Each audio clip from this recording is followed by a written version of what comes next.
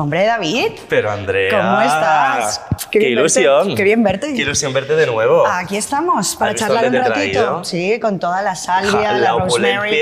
Yo que soy muy de hierbas, me encanta.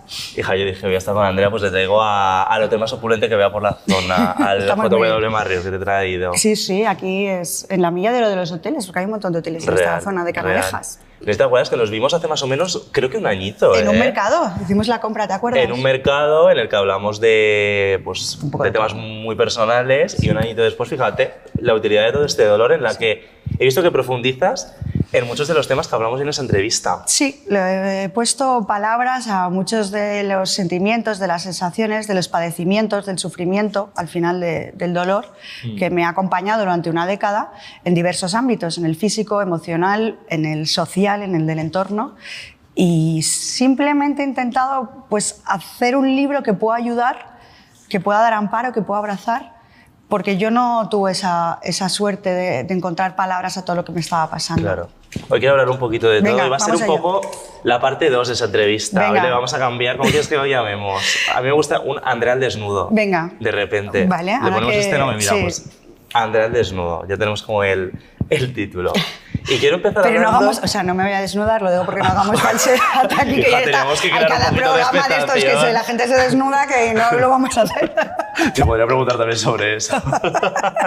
Vamos allá. Hoy quiero empezar hablando, fíjate, del tema que tenía prohibido en la anterior entrevista. Vale. Vamos a hablar de un política. poquito de política. Venga. Porque haces un repaso sobre toda tu trayectoria política, pero hablas muy poquito, creo que de hecho ni lo tocas, de tu puesto actual, de la concejalía de distrito. Bueno, porque el libro cuenta una década desde el año 2023 del 13 al 23, y entonces, bueno, ese último paso a una concejalía a pie de calle de ciudadanía, la verdad es que me está mucho reconciliando con la política. Sí. Sí, te voy a contar por qué. Porque al final, cuando eres portavoz, yo he sido portavoz en distintas asambleas, portavoz de partido, es verdad que muchas cosas que dices, las dices porque forman parte de un discurso, de un argumento, de unas ideas, sí, porque no se materializan en cosas concretas. Entonces aquí de repente me está pasando todo lo contrario, que realmente encuentro la satisfacción o la queja, que a veces hay, en lo que digo, porque afecta a vecinos y al pie de calle, ¿no? Y esto,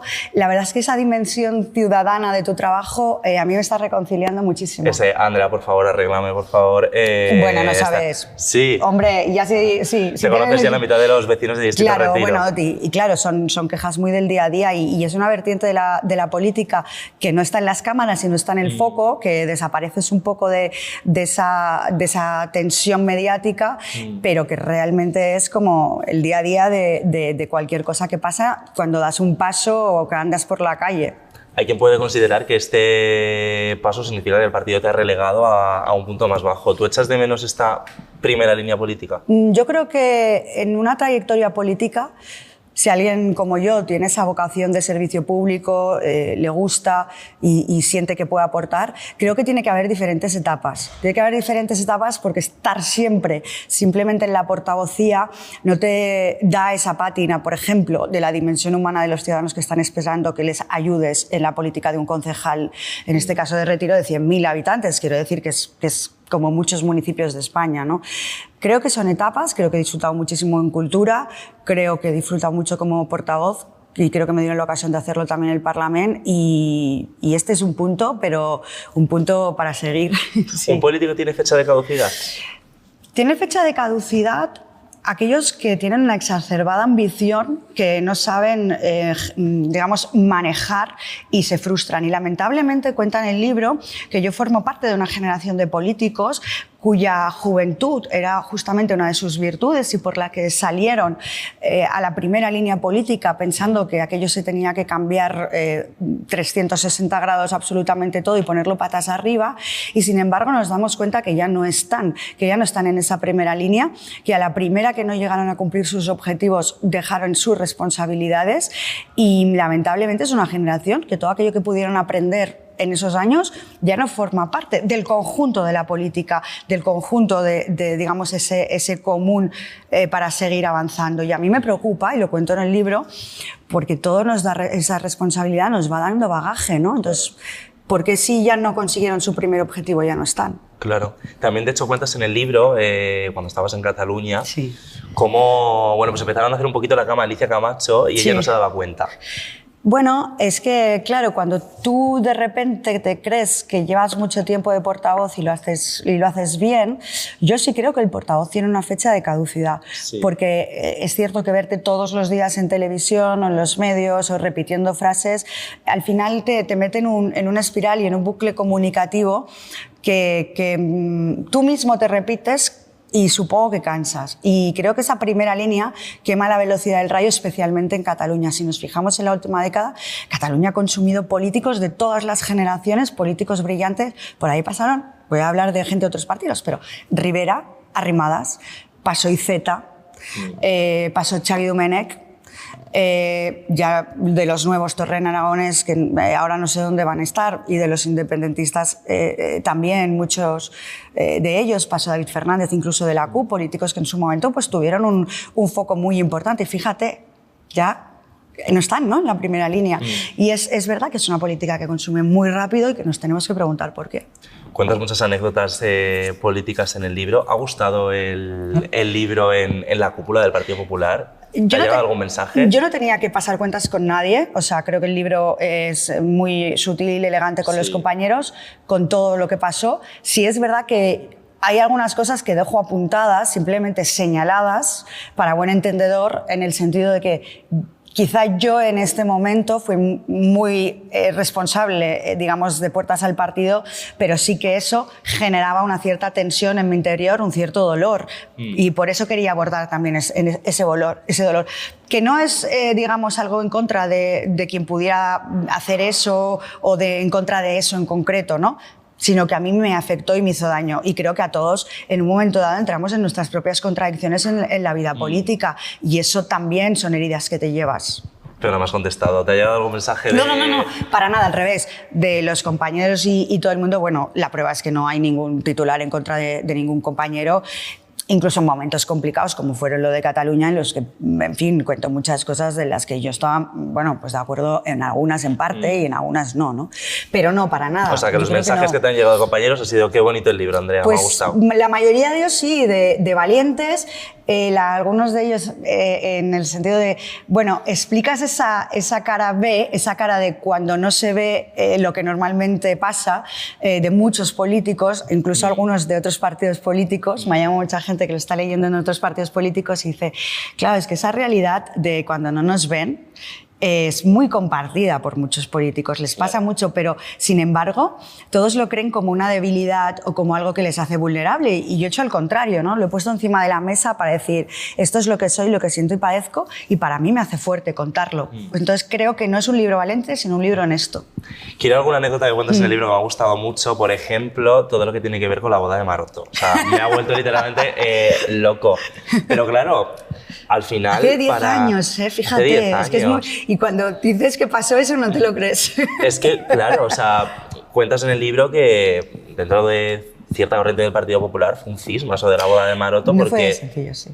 Claro, tenemos recurrida esa ley... Bueno, ya había salido la sentencia, en realidad, y el Partido Popular había dicho que ya estaba pacificado el tema y que se aceptaba la sentencia, pero sí es cierto de que muchos de los que tenían que asistir y muchos de los que formaban parte de la cúpula de gobierno del Partido Popular habían firmado ese recurso, entonces era toda una propia contradicción dentro del seno, y ganó efectivamente la corriente de hacer normal lo que en la calle es normal. Sí, pero sin embargo, cuentas que hubo un comité para ver si Mariano Rajoy debería ir o no debería ir a esa boda. Sí. ¿Tú cómo lo viviste? Pues, porque tú tenías una ideología ahí un poco distinta en el partido, evidentemente. Y sobre todo, fíjate que Maroto era compañero, colega, amigo, claro. Y lo último que nosotros queríamos en realidad era que su boda se convirtiese en un issue político, que es lo que acabó pasando, porque ocupó portadas, ocupó artículos de opinión que cuento en el libro, ¿no? Y de repente era el tema. Y eran dos personas que se iban a casar. O sea, claro, y les convertimos en foco político. Pero ¿no? también está bien convertir... a mí me parece algo positivo. Hombre, yo recuerdo esa entrada que cuento en el libro. Yo entré porque ibas en pareja aunque la tenía, ¿eh? Ahora me acuerdo que la tenía y no me quiso acompañar. Bueno, estábamos en esto, no lo cuento el libro, pero me acabo de acordar. Estaba entrando en la boda con Arenas y su mujer y Cristina Pardo grita: señora Arenas, es su primera boda gay. Pues imagínate, yo estaba claro, yo me muero de la risa, ¿no? Y entonces fue como en plan, no me lo puedo creer. ¿Mariano se lo pasó bien? Sí, nos lo pasamos todos muy bien, hubo bailoteo y ya está. Mira, otra anécdota que cuentas que me ha sorprendido mucho del libro es que cuando llegaste a la vicesecretaría, hubo una corriente del Partido Popular que habló contigo incluso de tu forma de vestir. Sí. Y decían: Andrea, a lo mejor yo vestiría de otra forma. Es verdad. Ostras, o sea, me parece bastante fuerte. Bueno, veníamos de otro... Es decir, en el año 2013-2014 yo reivindico que hay entrada de nuevos políticos y de nuevas formaciones políticas que un poco sacuden el tablero político, tanto político como mediático como social. Y se espera otra cosa de los políticos y yo soy muy consciente, y eso lo dejo clarísimo en el libro, que a mí se me llama para introducir todo esto desde las filas del Partido Popular y evidentemente desde las ideas del Partido Popular. ¿Que sorprende la chupa de cuero? Yo nunca lo entendí. Que yo era un poco así más, no sé, ¿no? Evidentemente no entraba dentro del estereotipo. Y creo que eso provocó pues alguna suspicacia dentro de las filas del Partido Popular, pero sobre todo yo creo que a quien más le hice perder los esquemas es a la izquierda. Hay algunos que no me perdonan eso, sí. Me perdonan que fuera una tía que les pudiese caer bien. Yo creo que algunos me tienen tirria por eso, sí. Pero ¿y no fue complicado luchar contra esa ala tan conservadora del PP? Cuando tú crees lo que haces y cuando realmente lo haces no de forma vehemente, sino con compromiso de yo creo que lo estoy haciendo bien, yo creo que al final, si no te vencen, no les acabas convenciendo, pero te respetan. Y eso es una cosa que a lo largo de mi trayectoria siempre he hecho, incluso con los estereotipos que rompía en cierto sector de la izquierda, de yo no me voy a doblegar, esto es mi manera de ser. Y creo que al final la gente te acaba aceptando porque si lo has reivindicando tanto es que te lo crees, ¿no? Claro. Y yo soy así. Entonces, bueno, dejé un poco las blazers azul marino para la chupa roja, ¿no? Que fue trending topic no sé cuántas veces. Tampoco entiendo lo que me dices de la izquierda porque creo que debería ser lo contrario. Bueno, pero en el año 2013 y 2000, yo recuerdo un artículo de un diario súper de izquierda, un articulista de y ya va Andrea Levy con esa chupa de cuero moderna. Y claro, porque era un fin, y lo leías en medios que decían... pues los artículos ya huelen, te diré. Bueno, pues, pues vamos, no diremos el medio, pero empieza por ED. Anda, ¿cuál será? Ya para acabar un poquito el bloque política, ¿cómo estás viviendo el momento actual con un clima de crispación que está llegando a unos puntos bastante complicados? Pues muy preocupada, en algunos puntos decepcionada y en algunos puntos exigiendo algún análisis de responsabilidad personal, sobre todo, porque independientemente de que cada uno reivindique sus siglas, su partido y la defensa de aquello en lo que cree, nunca se puede aniquilar al rival político, porque no es solo una persona que está en otro partido político distinto al tuyo, sino que representa a mucha gente. Y eso lo tienes que tener en cuenta, porque cuando se hacen algunos gestos, cuando se dicen algunas palabras, no solo estás atacando a Feijóo, a Rajoy, a Yolanda Díaz, en fin, a Abascal. Es que... O a Pedro Sánchez. Ha dicho Sánchez al principio, ¿no? Bueno, Pedro Sánchez, quiero decir, a toda esa gente, o sea, a ellos. No es la aniquilación de esa persona. Es también el mensaje que llega o la etiqueta que le estás poniendo a tus conciudadanos. Y yo creo que merece muchísimo más respeto que el que nos podemos tener entre nosotros. Entonces, esa falta de respeto que se tiene en el hemiciclo, que se tiene en determinadas manifestaciones públicas, creo que debemos ser conscientes que estamos atacando a esos ciudadanos a los que les debemos respeto, y eso me preocupa. Por ejemplo, ¿a ti te hubiese gustado un rechazo más firme del Partido Popular de lo ocurrido hace nada con Milei? Bueno, Milei ataca... Claro, es que aquí se está produciendo una cosa muy curiosa, que es que estamos todos actuando como en el judo. A mí me ataca y ¿yo qué hago? Aprovecho la fuerza y ataco. Sí. Yo le digo a Milei que se droga y las sustancias y el otro viene y dice, pues y tú más. Y viene el otro y dice, y tú más. ¿Y sabes qué es eso? Una testosterona asquerosa. Pues mira, pues sí. ¿Por qué? Porque estamos intentando... O sea, En lugar de decir, mire, yo me freno, no me gusta lo que me ha dicho, creo que usted es un representante público, Milei, que sus palabras están fuera de lugar, igual que las estuvo las del ministro, pero no voy a participar de esa crispación. Pero ese ataque, ¿sabes?, de te devuelvo con tu fuerza el propio golpe, es una testosterona exacerbada y tóxica. Total. Y yo creo que estamos demasiado imbuidos en eso. Total. Que no digo testosterona como... Es algo ¿sabes? Que lo puede tener cualquiera, pero tío, o sea, ya, si es que hay, mejor ser bueno. Sí, es un toquecillo rancio que seguimos viendo en la política. Vamos a hablar ya de otras cositas. Mira, me gusta mucho cómo tratas todo el tema de la enfermedad, porque hay mucha gente que no entiende lo que es una enfermedad crónica. Claro. Yo, por ejemplo, mi madre tiene esclerosis múltiple, desde que yo nací, por lo tanto yo he convivido con una enfermedad así toda mi vida. Pero cuentas, por ejemplo, una anécdota en la que creo que es alguien del Partido Socialista, que tienes que ir a... Bueno, en una comisión, si eso el partido da igual, si eso lo en una comisión, una persona de otro partido, bueno, tú estás como leyendo porque esa noche no pudiste dormir, entonces estás pues leyendo todo lo que tienes que leer con mala cara y... Pues, coño, porque no habías dormido y estabas mal. Sí. Y la otra persona te dice, jolín, es que siempre estás enferma.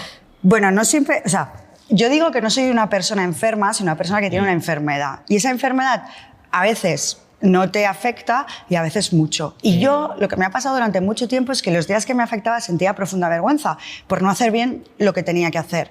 Entonces, si yo llegaba ese día y no podía dar la cara de la manera que me gustaba, yo me escondía en el papel, ¿sabes? Intentaba leer y que pasase rápido porque quería desaparecer de ahí. Entonces, sí, ese día cuando me dijeron, es que siempre estás enferma, hice una reflexión, ¿no?, de las personas que nos sucede eso, que convivimos con la enfermedad, que nos acompaña y que no sabemos cómo va a manifestarse y que cada día le intentamos ganar la partida para ser nosotros mismos y no dejamos que nos desfallezca la propia enfermedad, es difícil en ocasiones que nos hagamos comprender, ¿no?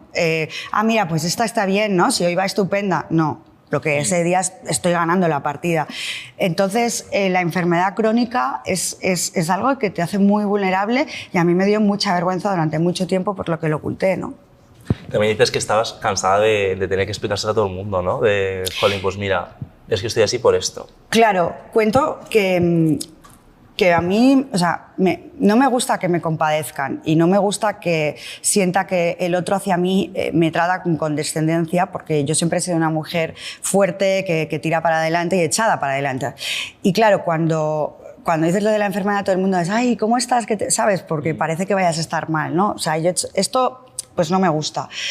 Pero sí es verdad que al ser una imagen pública, el día que no estás con todos los farolillos puestos, claro, la gente decía, bueno, pues esta mira que mal viene y que no sé cuántos, y a mí me costó un poco explicar no, simplemente es que hoy cuando me he levantado, o sea, es que no me podía mover. Entonces, sí fue duro, o sea, ese aspecto fue duro. Me sorprende también mucho, fíjate, cuando dices que te daba vergüenza decirlo, porque recuerdo que es ver vídeos tuyos en redes y que la gente te llamaba incluso cocainómana. Decían, fíjate cómo está Andrea aquí, cómo se le va la mandíbula, esta tía es cocainómana. Y tú aún así no decías lo que te estaba pasando.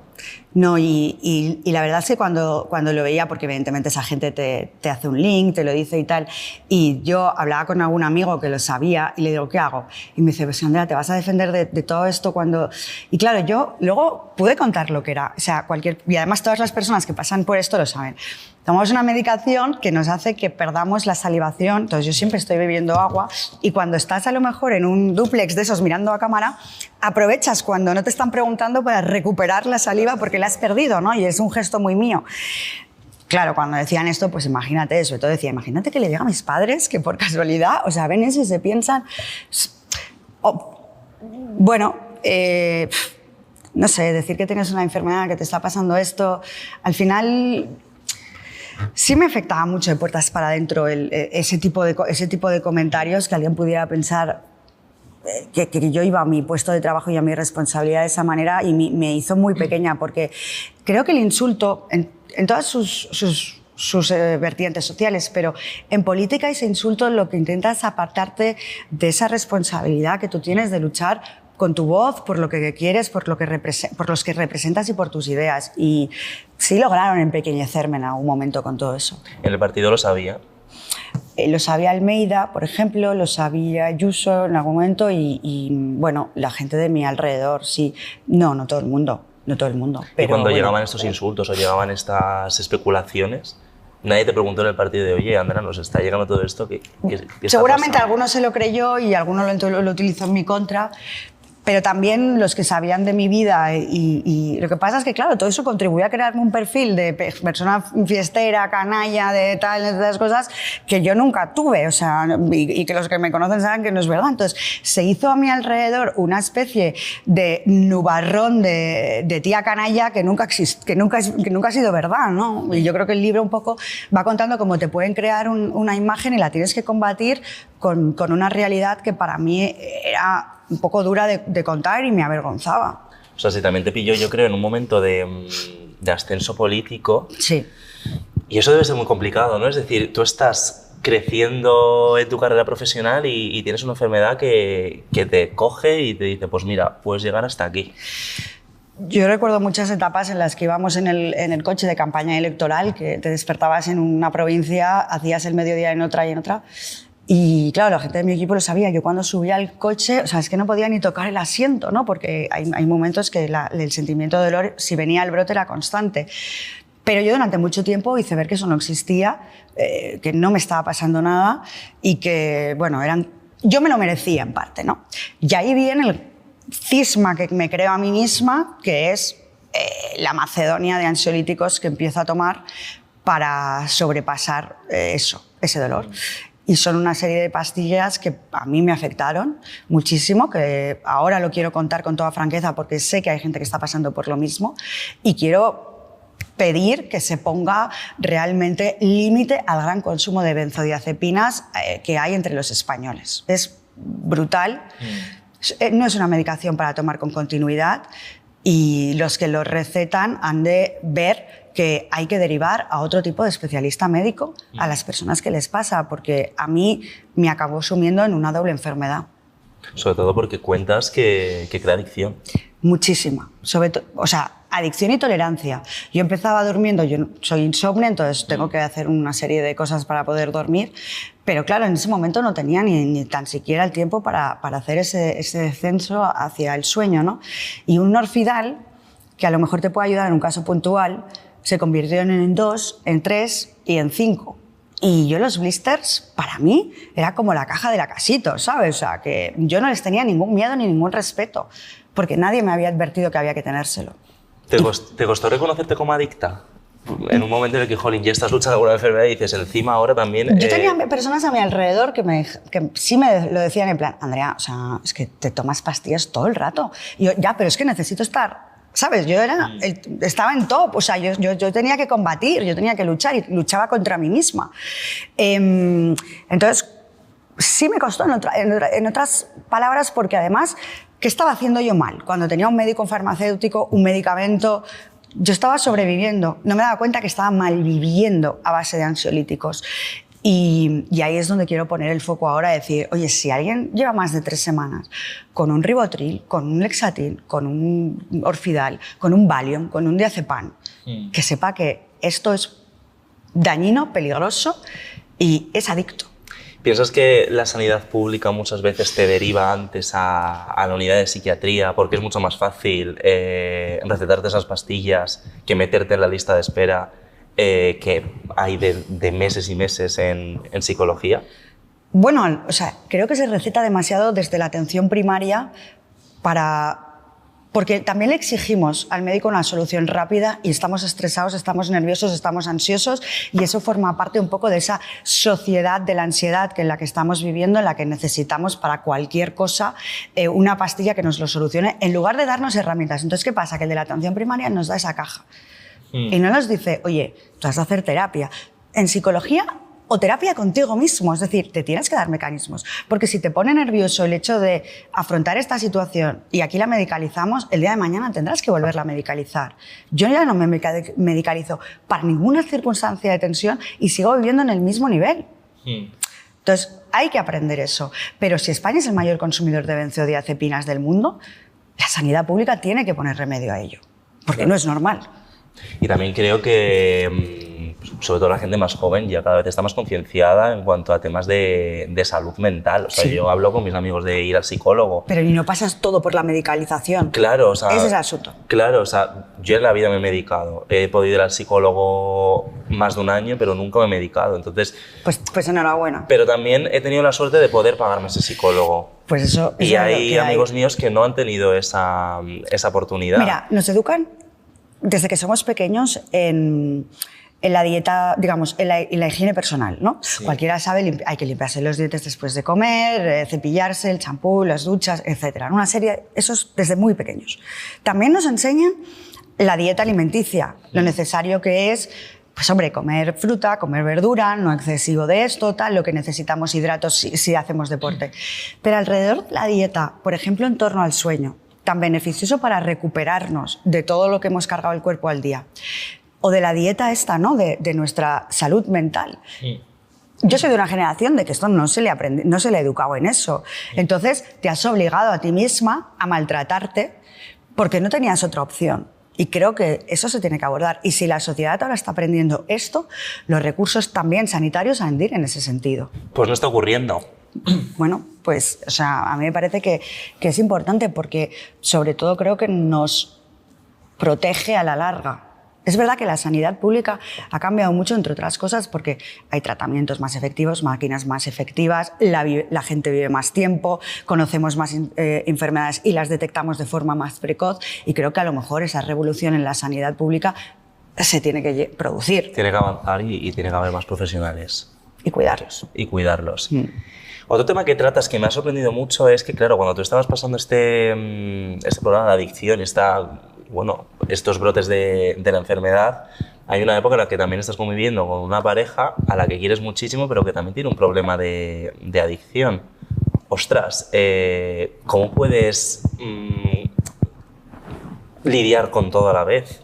Es que querer a un adicto te convierte en un adicto pasivo, porque al final estás dependiendo de todos esos movimientos y de todos sus cambios de humor, sobre todo cuando es una persona con la que convives y quieres, ¿no? Porque eso... Yo por lo que lo cuento, porque es una relación conocida que dura varios años, y yo lo quiero contar porque hay muchas personas que conviven con alguien al que están salvando y preocupándose todos los días y no se dan cuenta de cómo esto te va haciendo daño y te va cargando en tu propia salud. Yo al final llegué a un límite tal que era o me salvo yo o aquí es la gran caída y el gran chute de todos, ¿no? O sea, ya iba a explotar el asunto.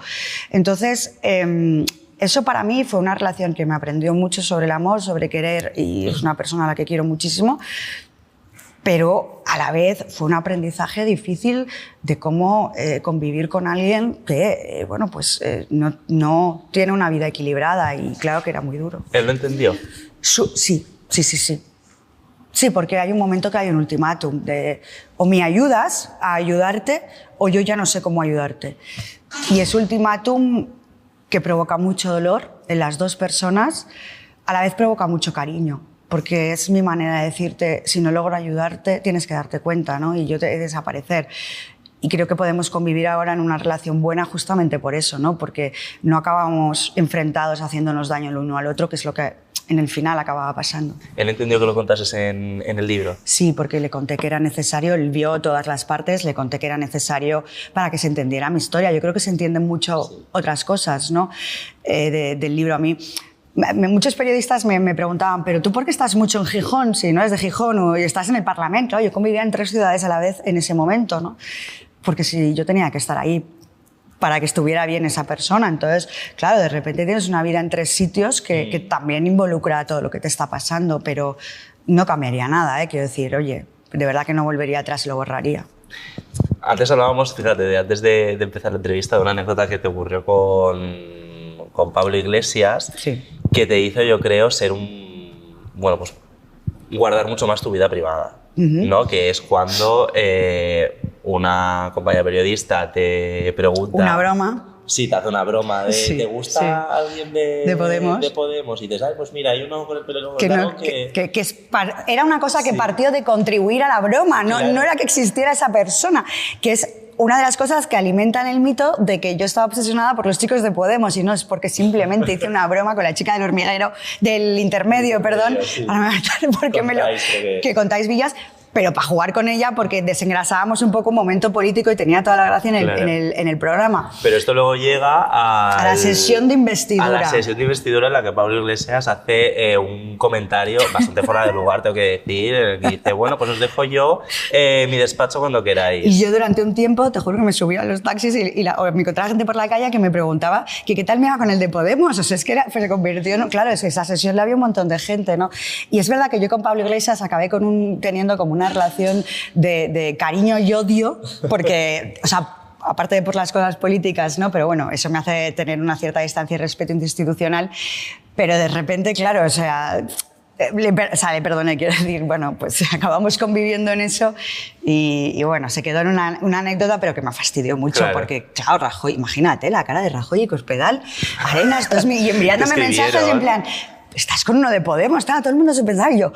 O sea, what? Aparte estaba con otro chico, ¿no? Que casualmente pues era quien estaba describiendo físicamente en esa pregunta, ¿no? Entonces fue como, bueno, en fin. O sea, porque... Pero te llegaron a escribir, o sea, te Sí, escribió sí, Rajoy claro, de- me escribió todo el mundo en plan, que, hombre, una cosa, que en la sesión de investidura un chico de la oposición, que en ese momento estaba despuntando y destacando mucho, diga que Andrea Levy bebe los vientos por un chico... O sea, ¿cómo te quedas? Me preocupa, aunque en el fondo no tanto, Silencio, por favor.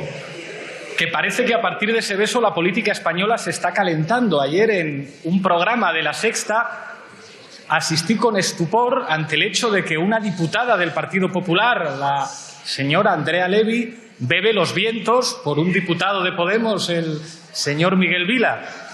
Y les aseguro algo, no está entre mis funciones como presidente de mi grupo parlamentario controlar la virtud de mis diputados, sino garantizar su felicidad. Así que, si quieren ustedes conocerse, pongo a su Silencio. disposición mi despacho. Madre, mi padre, o sea, todo el mundo preguntó, o sea, todo el mundo escribiéndome, o sea, que fue una locura. ¿Desde ahí te sientes cómodo hablando de tu vida personal? ¿O has sido un poquito más...? Yo, o sea, puede parecer lo contrario, pero por ejemplo, en la relación de Nacho, que estuvimos 3 años, no hay ni una sola foto pública en ningún sitio y nos hemos guardado muchísimo y me he intentado guardar muchísimo de esa intimidad, porque, bueno, al final es un bien, ¿no? Es un lujo que prevés mantener. Hombre, yo he sido muy pública mediáticamente, pero esa esfera, ¿no?, que quieres proteger. O sea, ahora no vas a confirmar ya nunca más si tienes o no tienes pareja. Nunca, o sea, de hecho nunca lo... A ver, evidente, hay cosas que han sido evidentes. Yo nunca me he escondido y he ido a millones de sitios públicos, privados, con gente, ¿no? Nunca lo escondo. Pero no, prefiero no decirlo, vamos, prefiero no contarlo. Bueno, es de las pocas cosas ya... O sea, en el Es que libro con ya... esto ya te has desnudado, me he ¿eh? desnudado completamente, entonces pocas cosas quedan fuera de esto, ¿no? De contar esto, sí. Pues mira, ya para acabar, Andrea, ¿ahora mismo estás feliz? Estoy feliz, estoy contenta, estoy estable. Me está gustando mucho este ejercicio de empatía hacia las personas que leen el libro y me dicen, Andrea, es que he encontrado las palabras a mi dolor, es que por primera vez hay alguien, ¿no?, que refleja lo que yo siento, y para mí es un libro que me hace abrazar. O sea, cuando me encuentro... Mira, el otro día cruzó un chico la calle y me dice, ¿te puedo dar un abrazo? Y yo me quedé como así, pensaba, bueno, algo del PP y tal. Y me dice, no, es que no sabes lo que has ayudado a mi madre. Es que mi madre padece fibromialgia, estaba súper de bajón y de repente le dije, mira, Andrea Levy. Y entonces, desde entonces como que te sigue y le das ese positivismo. Y para mí le has ayudado tanto que no, es que eres como de mi familia. Es que se me vuelve a ver la gallina, pero es que, claro... Este es, para mí, de verdad, que el libro no es un coñazo político de me estoy reivindicando como política, sino que quiero reivindicar esa vulnerabilidad del dolor que yo he intentado aprender y que me haga esa fortaleza. Y empatizar así, para mí ha sido de lo más gratificante que como política he podido hacer. ¿Y a día de hoy has aprendido ya a convivir con el dolor? ¿Se llega a aprender a convivir? Sí, hombre, hay heridas, ¿no?, que se quedan abiertas en el dolor emocional, sobre todo. Yo las necesito curar todas, pero este libro me ha ayudado a curar muchas de ellas, muchas del dolor, y sobre todo me ha ayudado a perdonarme a mí misma. algunas cosas que yo no hice bien y tenía que haber hecho bien conmigo misma y me maltraté igual en momentos que no tenía que haber hecho y quería curarlo. Quería curar esa herida conmigo. Pues yo creo que lo has conseguido. Me ha gustado mucho el libro, Bueno, lo gracias. recomiendo de verdad. Y Andrea, me ha hecho mucha David. ilusión estar otra vez aquí También, a mí también contigo. me hace ilusión. Tenemos que hacer pero, una al ¿sabes? año, yo creo. Sí, una al año. Me invitas a comer a tu casa, aunque sea de los tuppers esos que te traen, ¿eh? Preparaos, pero un día me tienes Yo que te invitar. caliento uno y te vienes. Es verdad que en la anterior entrevista hablábamos de me tengo que independizar, me tengo que independizar. Fíjate, Pues mira, fíjate. ya lo estoy, Feliz. pero no contigo. Ya, bueno, Que es lo que hablábamos. eso ya lo dejamos. Eso para el año siguiente. Gracias, Andrea. Un placer, David.